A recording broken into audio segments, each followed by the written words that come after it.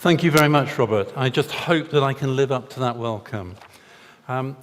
Thank you all for coming. I'm flattered by the turnout, and I realise that many of you will actually have conflicts in your diary, because in competition tonight, I gather that the Richmond Wine Society is having a tasting.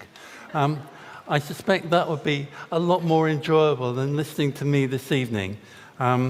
But the number of people here is obviously a clear indication as to the success, the viability, how flourishing the society is. The topic tonight is grim. It's about several suicides within one Richmond family. Normally, I like to have some levity in talks which I give, but obviously that's not going to be possible this evening. It wouldn't be appropriate. It's a serious subject, but I hope that we'll be able to end up on a more positive note at the end. Now, a little general background. Suicide was one of the great Victorian taboos. It was a sin. It was a contravention of the Sixth Commandment. I gather that you're coming back to breaches of the Sixth Commandment in December with a talk on a Richmond murderess. So I think that your program is concentrating very much on the Sixth Commandment this autumn. So, thou shalt not kill. Many people believe that suicide was actually a sin which was worse than murder. It was a challenge to the will of God. It was a rejection of God's gift of life. And a successful suicide was the only crime which was literally unforgivable. There was no way that the dead could obtain remission of their sins. And this was shown by the fact that until the 19th century, the bodies of people who'd taken their own lives could not be buried in consecrated ground.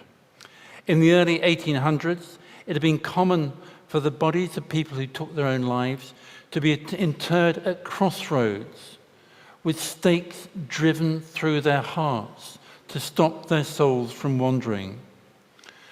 The last crossroads burial was 200 years ago. It was in 1823. And it was at the junction of Lower Grosvenor Place and Grosvenor Place. You may realise that that's now the entrance to Victoria bus station. And there was such a large crowd of onlookers watching the interment of poor Abel Griffiths, who'd taken his own life, that the carriage of the King, George IV's carriage, was held up by the crowd of spectators. And it's said that possibly that was one of the reasons why the law was changed. The other reason was that in 1822, Castlereagh, the Foreign Secretary, had split his throat, and even though he'd taken his own life, he was allowed to be buried in Westminster Abbey. So there was pressure for possibly various reasons to change the law, and that was brought about by the Burial of Suicide Act in 1823. And the 1823 Act provided that it shall not be lawful for any coroner to issue any warrant directing the interment of the remains of people against whom a finding of felo de se, felony against themselves, should be made in any public highway. And the Act provided that coroners from that time onwards had to direct that interment should take place in a churchyard or any other burial ground of the parish. And it provided that that had to happen with no stake being driven through the heart. So progress. But burial of people who'd taken their own lives in churchyards was limited to between 9 p.m. and 12 p.m. at night. So from 1823 to 1882, people who had taken their own lives could be buried in churchyards, but only privately at night. Suicide was, though, one of the staples of Victorian novelists. I'm sure that we can all think of instances in Dickens, in Hardy, in Gaskell, of people who were driven to kill themselves, to take their own lives. I'm not going to talk about that. What I'm going to do is to move on to talk about, very briefly, the way in which the popular press dealt with it. And the Victorian popular press was just as salacious as our modern day press. Indeed, there were broadsheets that were sold which only dealt with suicides. And so one example is the monument in London. We all know the monument in London, which marks Pudding Lane, the start of the Fire of London. Between 1788 and 1842, 6 people threw themselves off the viewing gallery at the top of the column of the monument. And that's why it's now caged in. Very tight caging around the top of the monument, and that was put in the 19th century to prevent suicides. This is taken from one of the broadsheets, and this is supposedly a servant called Jane Cooper, who was 22 years old, who fell from the top of the column in 1842. So, in contrast to the horror of polite Victorian society, the broadsheets dealt with suicide in a very salacious way.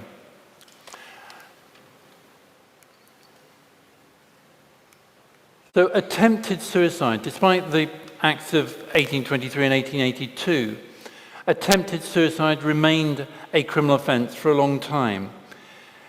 Until 1961, people who'd attempted to take their own lives and failed could be charged and convicted of the offence of attempted suicide, which carried a maximum sentence of 14 years imprisonment. And one of the last examples, it's tragic, was a man in 1958, a 59-year-old man who lived in Cheltenham, whose wife had died, and he'd not been able to cope with his wife's death. He shot himself in the head, but failed to kill himself. The police arrived. They found him in bed next to the decomposing body of his wife. They didn't give him help or assistance. They charged him with attempted suicide. He was taken to the magistrate's court. There was a psychiatric report which said, as we would all think, this man needs help. He's got mental health problems. The magistrates sentenced him to 6 months imprisonment. That's only in 1961. And it was at that time, 1961, that we had the Suicide Act, which makes the position in law as it is at the moment. So Section 1 provided that the rule of law whereby it says crime for a person to commit suicide is hereby abrogated, but as I'm sure we all know, Section 2 remains an offence of encouraging or assisting a suicide, and that's punishable, again, by up to 14 years. So that's a little bit about the legal history. Let me return to more general history. Let's try and examine the issue with a little more humanity, and bearing in mind, of course, that suicide was always a personal, human tragedy for the families of those who killed themselves, but it was also, for the family in Victorian times, a source of anxiety and disgrace. And that's exemplified by one Richmond family, and in that Richmond family, 5 members of the family either took their own lives or died in unexplained circumstances, which gave rise to suspicions. The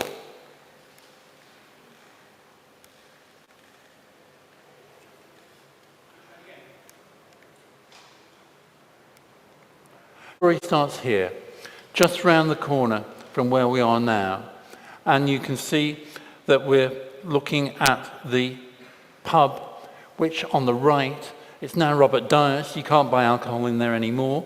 It's an ironmonger's. But in the 19th century, that was the Brown Bear. And here we have an image of it in the 1970s, I think that is, and you can see the sign of the Brown Bear. It was still a Watney's pub in those days. In 1839, the early 1840s, the licensee of the Brown Bear was a man called Lewis James Tibballs. And the fact that he's very much a part of Richmond is, you can tell from his first name, Lewis. His grandfather was the famous John Lewis, not the John Lewis who set up the department store, but the John Lewis who in 1758 went to court to secure the right of everyone to go into Richmond Great Park. And obviously, whenever we go in there, we can see the plaque to him. And there's a very fine portrait of John Lewis, Lewis James Tybalt's grandfather, a very fine portrait of John Lewis in the reference library in the Old Town Hall. So Lewis James Tybalt was the grandson of John Lewis. And Lewis and his first wife had 4 children who lived to be adults. They were all born in the house on the Kew Road. Lewis James stopped being a publican and for much of his life was a wallpaper hanger. They were a decent, respectable family. Outwardly, they conformed with all the Victorian stereotypes. They worked hard. They weren't rich, but they lived reasonably comfortably, and they attended church regularly. But five of Lewis's close relatives died tragically. And the first is George Moody. So George Moody was born in 1804. He died in 1876. He was Lewis James's brother-in-law. He'd married Lewis's sister, Elizabeth.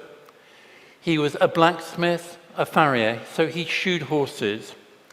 In the 1850s, 1860s, 1870s, he was living in Roehampton. He retired, and little more is known about him until June 1876, when his body was found in the Thames at Putney. I've not been able to find any more details, apart from a very brief note of the inquest. The coroner certified the cause of death as suicide by drowning while mentally deranged. And he was buried in St Mary's, Putney, by the vicar of Roehampton, the Reverend R. Carrington. So those are very brief details, but there are far more details about 3 of Lewis James's own children. And the first of those that we're going to talk about is Mary Ann Tybalt. She was born in 1830. She was Lewis James's eldest daughter. And by 1883, she was 53 years old. Until a couple of years previously, she'd lived an unremarkable and reasonably comfortable life. So just going through briefly her life, she'd lived at home with her parents in the Kew Road until she was 29. And when she was 29, she married a Scotsman, James Mitchell. He was a baker, and for over 20 years they lived together on one of the floors above his rented shop in Chilworth Street, just round the corner from Paddington Station. And so there you can see in the middle the ground floor, which would have been the baker's shop, and 3 floors above it. So it's a sizable building. James Mitchell, the baker, employed 3 other bakers. James and Mary Ann had a domestic servant. They took in lodgers. They didn't have any of their own children, but treated James's niece, who came down from Scotland. She was also called Mary Ann. They treated her as their adoptive daughter. Other relatives came and lived with them from time to time, including Mary Ann's sister, Elizabeth Tybalt. We'll come back to her in a minute. And one of James's cousins who came down from Scotland, Mary Pete. James, the baker, drank heavily, and he died of cirrhosis of the liver in 1881. Mary Ann and her adopted daughter moved to Devonport Road in Shepherd's Bush. There, she suffered badly from depression. She worried about money, although she didn't have any financial difficulties. James had left her £1,300 in his will, so that was equivalent to 10 years' wages of a skilled artisan. But she too was drinking heavily. She told people that she dreamt of knives. She was quiet and dull over Christmas 1883 and made one attempt to take her life by drinking turpentine, but the poison was taken from her. It gets grimmer. On December 29th, she went out to buy meat for dinner. She came back, she cooked the meat, went upstairs. Her adopted daughter went straight up after her, but saw her lying on the bed. The adopted daughter thought that she'd done something and asked what she'd done. Mary Ann replied, "I'm very sorry. I've done something very wrong." The adopted daughter sent for the doctor. The doctor asked Mary Ann what she had taken, and she pointed to a medicine bottle on the mantelpiece. That bottle had contained hydrochloric acid that she'd bought from a paraffin oil shop around the corner. She asked the doctor if he thought that she would live. The doctor said that it was serious, he would do his best for her, but she died an hour later. Post-mortem found that her stomach was charred, her liver was enlarged, but her other organs were healthy. There was an inquest. The jury returned a verdict of suicide while of unsound mind. Despite her worries, her financial worries, she didn't have financial difficulties. When probate was granted, her estate was over £1,600, so more than when her husband had died. So that was Mary Ann Tibbles. Her sister, Elizabeth, was born in 1832, so she's a younger sister. There's a description of her as short and delicate looking. She suffered from asthma. In her late teens, as many Victorian girls did, she went into service. She worked as an undernurse for a civil engineer's family near Rochester.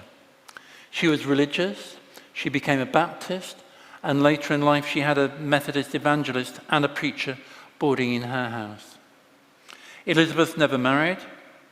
In her 30s and 40s, she lived with Mary Ann and James Mitchell above the baker's shop in Paddington, which we saw.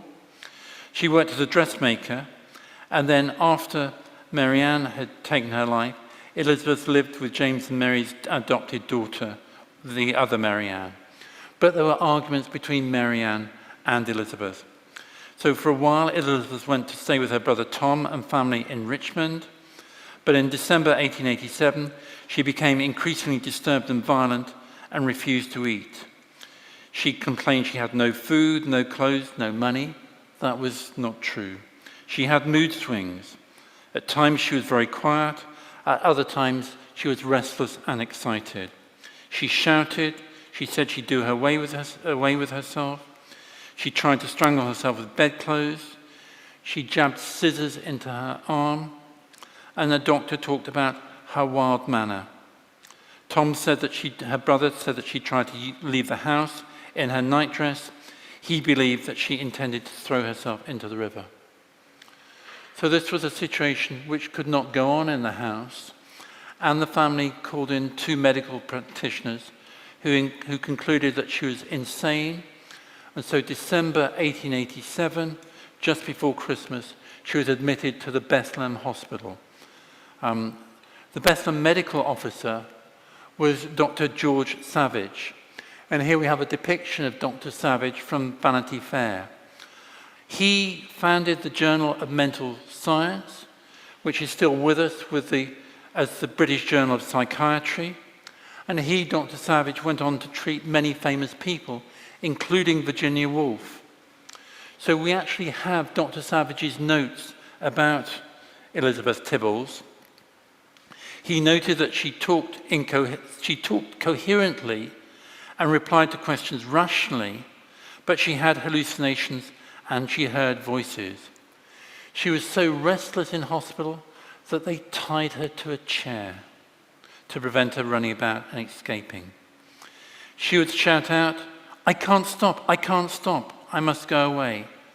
But as time passed, she became calmer, and they put her to work sewing. In April 1888, so after 5 months in the Bethlehem, she was allowed out on trial leave, but became very violent again and threatened her sister-in-law.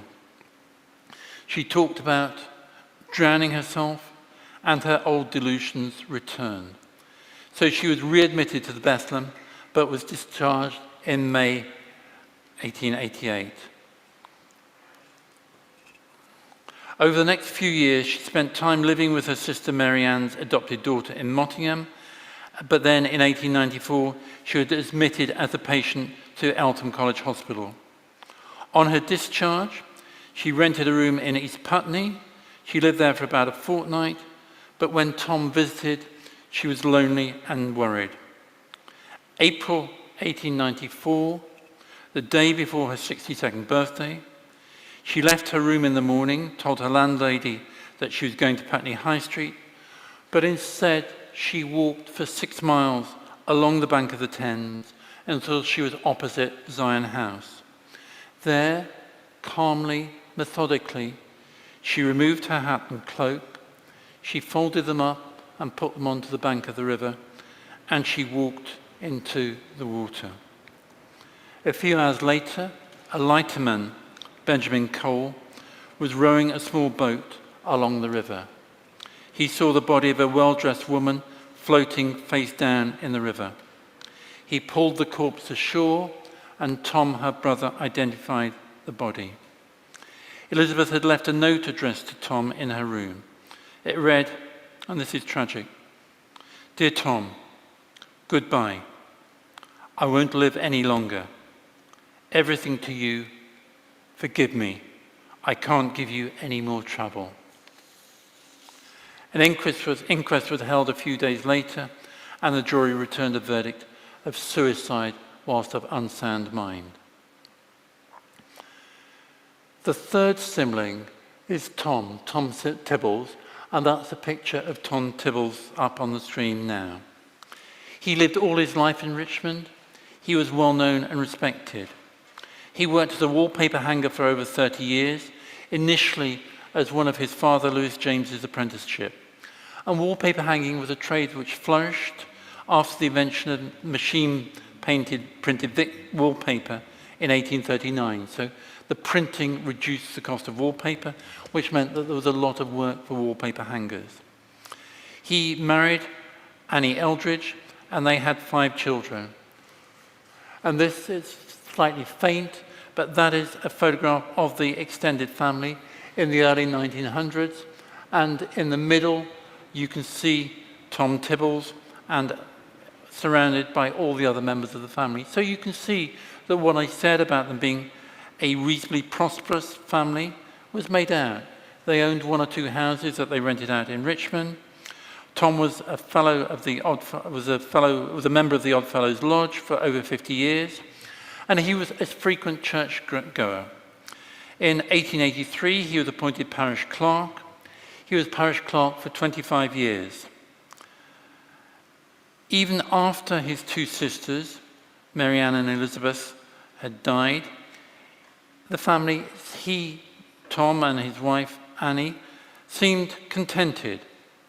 As you could see from the earlier photograph, he dressed smartly, dark suit, waistcoat, looked distinguished with his carefully brushed white hair and chain-strap beard. They lived in a small house in Eaton Street with 2 unmarried daughters. He took pleasure in attending the plants in the conservatory and the garden, and he visited a 3rd daughter in Eastbourne. He had grandsons. When the grandsons came to visit, they sat on his knee and he read to them.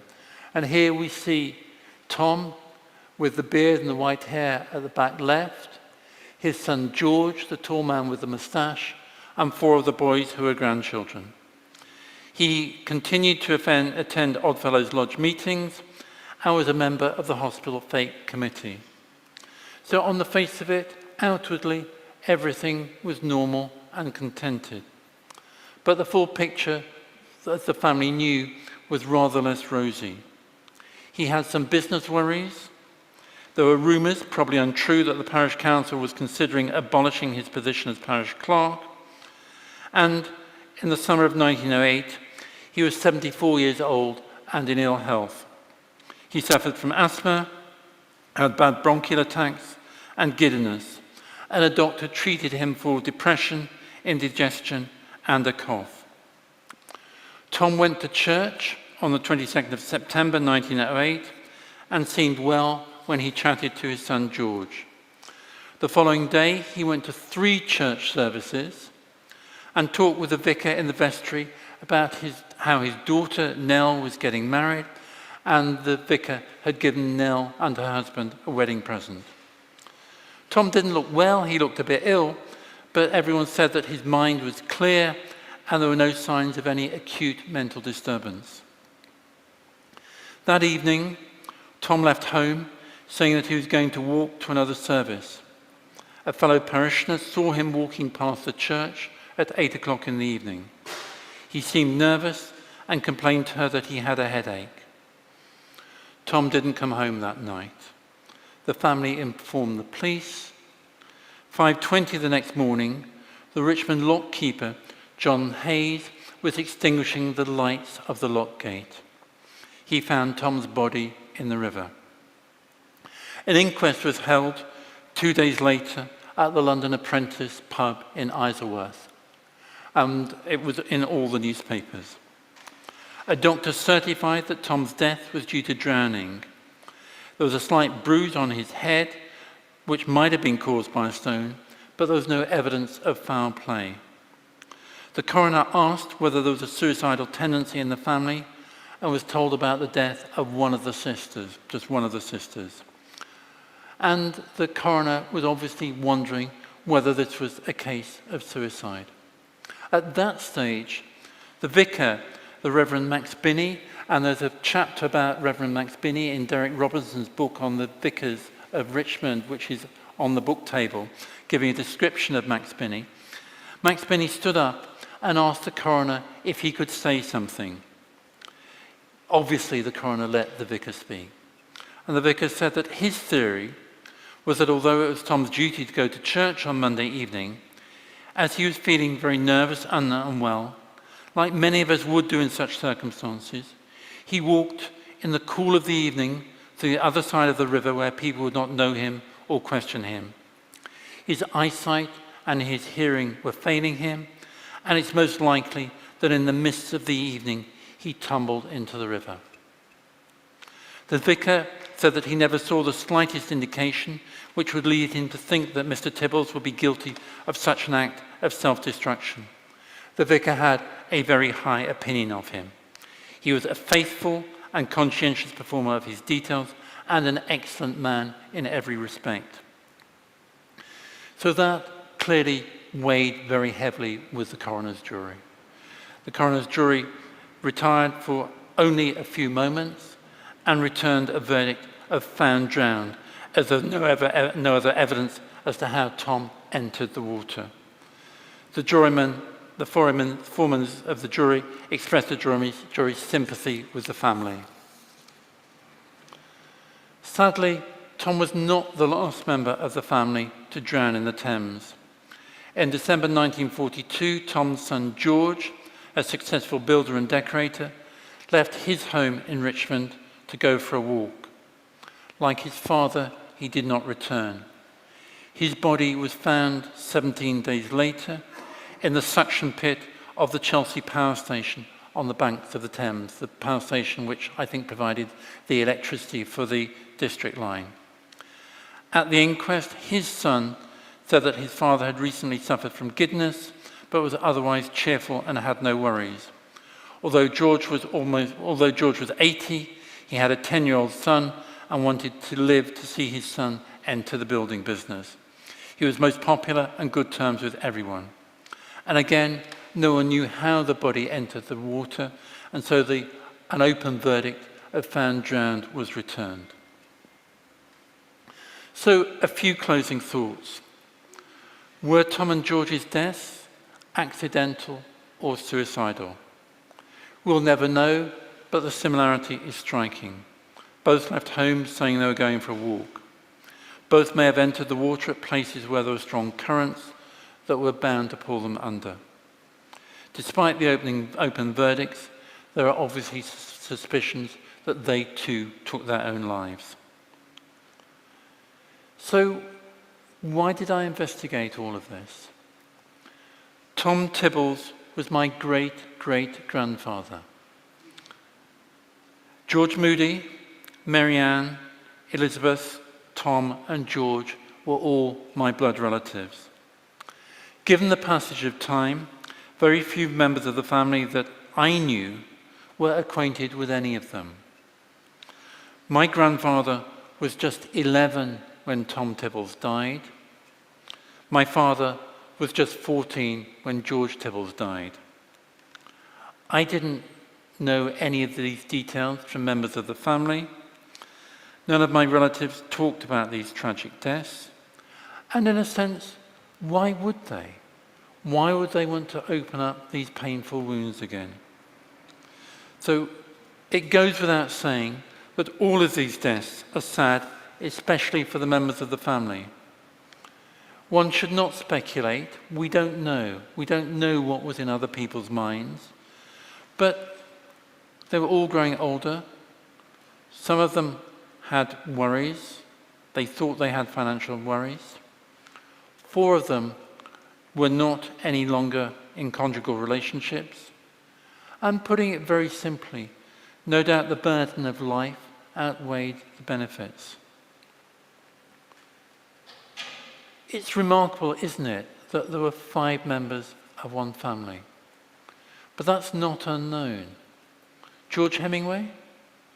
5 members of George Hemingway's family took their own lives. And studies in the States show that one suicide death significantly increases the risk of other family members also taking their lives. And Victorian psychiatrists, like Dr. Savage, believed that there was a strong genetic element, a suicidal taint. And modern scientists accept that there may be genetic factors associated with suicide risk, and believe that there's an association between suicidal behavior and the molecular genetics of the neurotransmitter serotonin. There may also be psychosocial factors. If one member of a family dies in that way, does that lift the taboo? Does it mean that suicide ceases to be unthinkable? Are there elements of imitative behavior? And what was the effect on Tom of identifying 2 of his sisters, the bodies of 2 of his sisters? What was the effect of George of identifying his father's death? Let's look forward. It's 150 years since George Moody died, and thankfully our modern society is very different. Thankfully, suicide is no longer a crime, or for most of us, a sin. And there have obviously been huge advances in medicine since the days of Dr. Savage and the Bethlehem. But many of the same pressures which drove those people, those members of the family, to take their own lives are still present. And I think that we should be aware of these. We should think about these. Bereavement and loneliness, old age, infirmity and illness, alcohol and drug misuse, financial worries, depression and other mental illness. And it's probably helpful for us to bear in mind those risk factors when we're thinking about friends, relatives who we think may be at risk. I've been asked by members of the society, how do I feel personally about these tragic deaths? And the answer is simple. It's sad. It's desperately sad. But for me, just as distressing as the deaths are thinking about the pressures, the unhappiness of the lives in the months or the years before those deaths. Like all of them, and probably like many people in the room, I walked along the stretch of the Thames between Richmond and Putney. Apart from imagining the peace that death finally brought to my relatives, those walks along the Thames have brought me no closer to understanding their emotions. And it may well be that that's one of the issues, that we can't fully appreciate something which we ourselves have not experienced. So apart from feeling sympathy, I think the one thing I can do is to recognize that for those 5 people, 3 or 5 people, the burden of living must have been worse, far worse, than the dreadful means that they used to end their lives. Why have I chosen to share this personal, perhaps private, family grief? For me, I think like many of you, like the aims of the Richmond Historical Society, the most important aspects of history have always been the lives of what used to be called the common people, rather than foreign policy, treaties, kings, queens, wars and battles, the things that we learned about at school. For me, the most important parts of history are how people lived, what their daily lives were like. And sadly, death is as much a part of those lives as living. And knowing more about the way in which people lived in the past perhaps helps us to understand more about the way in which people live today. So I want to look forward to the future. I want to think more about these people, thinking about the way that these people lived. The fact that some of them took their lives may help us to appreciate better the need for adequately funded mental health services and the importance, especially the importance, of proper support for vulnerable people who may be in difficulties. Thank you. Those are the few thoughts that I have.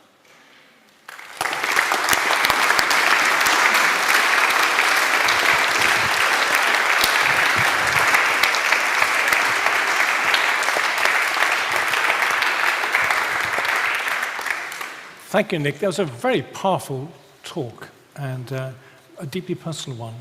I'm grateful to you for it. Do you have any questions, please? Or any comments? Or any comments that anyone has? At the back, yes. Simon at the far.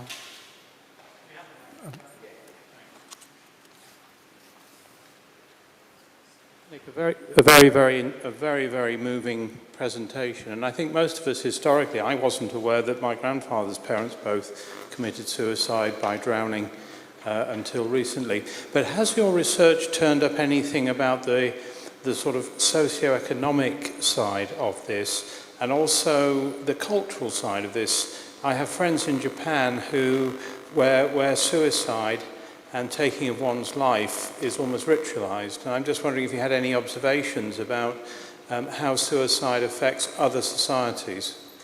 I am not an expert on suicide generally. What I wanted to do was to share what I'd learned on a micro level about one family. I think that we can take some things from this family. In socio-economic terms, they were not poor, they were not rich. I don't like the term ordinary people because no one is ordinary. But there were no obvious socio or economic factors. In terms of religion, all of the family were Christian. They were churchgoers.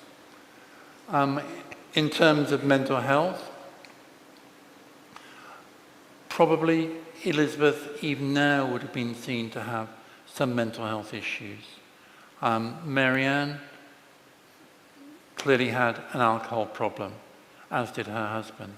But in general terms, no, I'm not going to trespass into areas where I really don't know enough.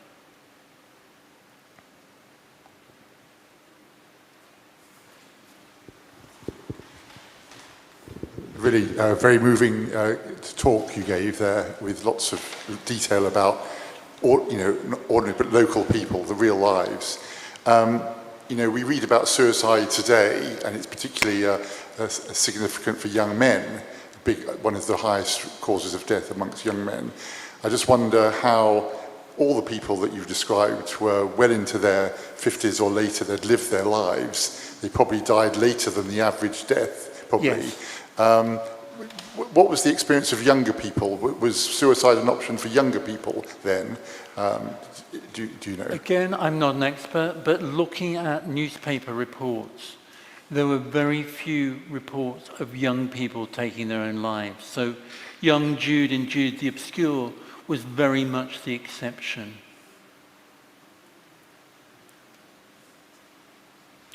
Any there more was a questions? Question further forwards. Yes. Adam.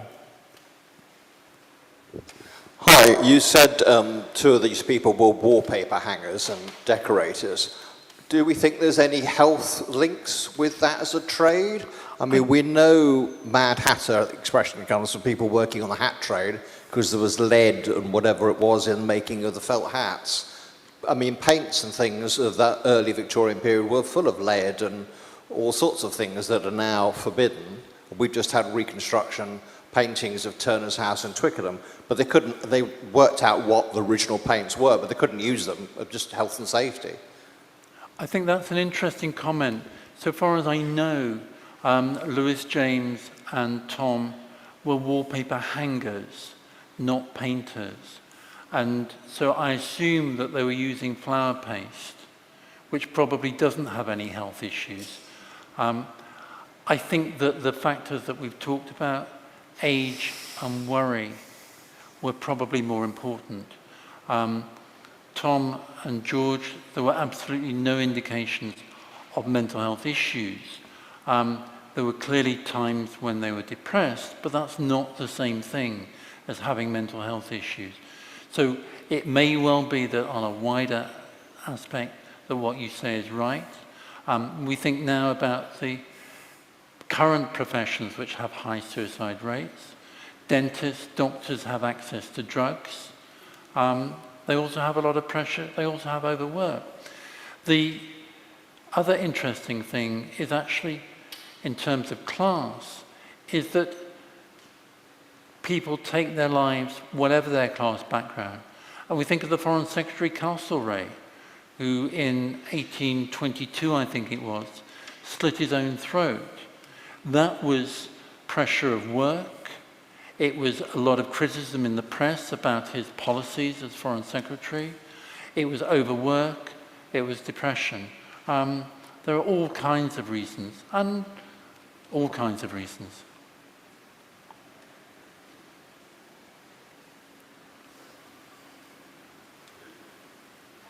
It was nice to hear that the vicar made some much more understanding remarks in the last instance, and I wondered if your researchers had given you any insight into how society changed its view from the awful one originally to the more sympathetic one latterly.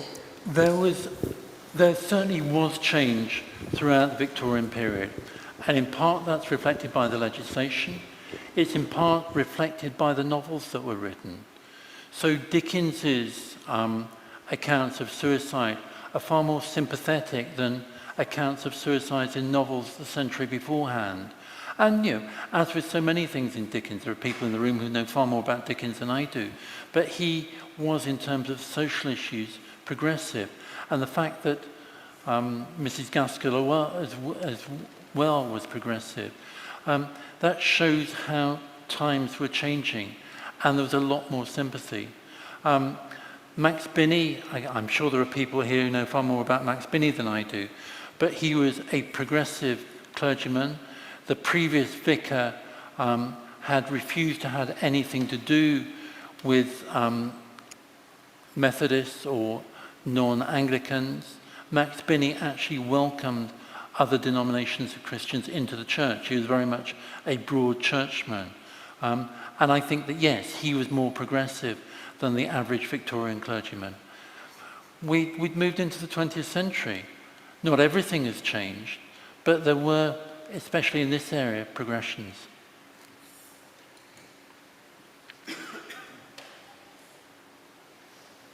Thank you, Nick, for a fascinating and very sad but humane talk. My point is more a comment than a question, but you mentioned imitative behaviour. My father, late father, was a consultant at the Radcliffe, the big teaching hospital in Oxford. And I can remember him in, I think, the 60s, complaining that yet again some very famous person's suicide was blazoned across the press, because he said that he in the hospital, as soon as there was a famous suicide publicised, was met with a rash of copycat suicides in his wards, whose lives he had to try to save.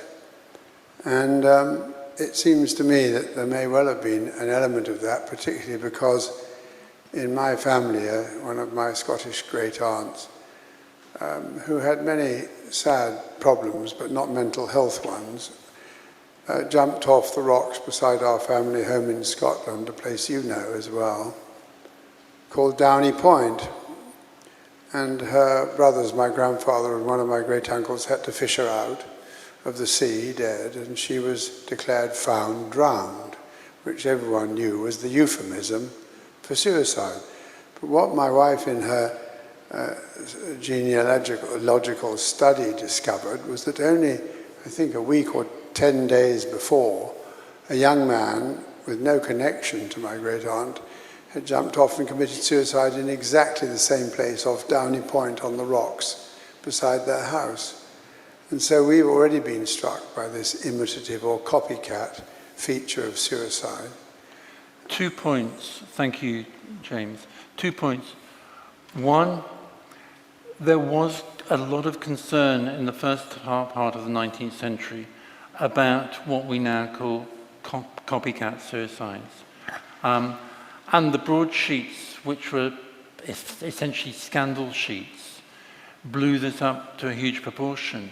And there were 6 people who died by falling off the monument in Pudding Lane within a few years. And so, I'm not a psychologist, but it would seem to be common sense that if 6 people die in the same place, there is an element of imitative behavior. But I think that there are many factors, and the taboo being raised is a factor. Death by drowning, I'm not sure that it is always a euphemism. Looking at it with my legal hat on, a coroner's jury could only return a verdict of suicide if there was evidence of an intention to kill. So in a couple of the cases that I talked about, 1, there was a note, 2, drinking hydrochloric acid, the position was clear. If someone falls into a river, enter the river with no actual evidence as to how they drown, how they enter the river, why they enter the river, the coroner's jury, as it was in those days, has no evidence as to what their state of mind was. And in those circumstances, I would say that death by drowning is the correct legal verdict rather than a euphemism. Yes, it's an element of the sensitivity, I guess, of many coroners, that we may think that coroners do their best to avoid a verdict of suicide unless they have to return a verdict of suicide. And that's humane, that's humanity. It's bearing in mind the relatives of the person who's died. But it may well be that in many cases of drowning, there's no evidence of intention. Thank you. Any more comments, more questions? Yes. You mentioned a number of writers, and before those there's been Goethe, who became famous with Werther. That is the great example of copycat suicides. Do you want to talk a bit about that? Because that's also a very good example of the earlier attitude of authors to suicide. Yes, it was published around 1830, and it was about young men. The story is because he can't marry his great love, and it starts with a story of bliss when he dances with this wonderful girl, not knowing that she's betrothed to an older man, who is a very nice man too. And then gradually his mind gets distraught and he commits suicide. But what is very interesting is that in German society it was a great literary success, and also it unleashed a spate of suicides. Yes, I think that's a really important point. Thank you. And it's a beautiful book as well.